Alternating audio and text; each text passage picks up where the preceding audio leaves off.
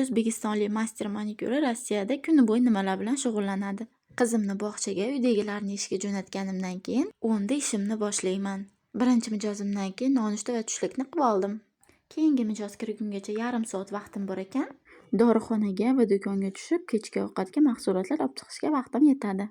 Qaynonam va turmush o'rtog'im ertalabdan kechgacha ishda bo'lishadi, shuning uchun faqat kech paytga ovqat qilaman xolos. Ikkinchi mijoz 12:30 ga yozilgan.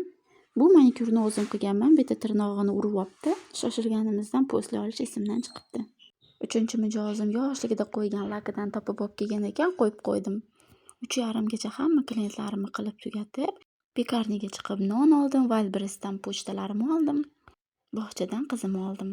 Plashatkada o'ynamasdan kirib ketmaymiz, shuning uchun 1 soatcha plashatkada o'ynadik. Eshitolim uchun yangi lampam kelgan ekan, buni ustanovka qildik.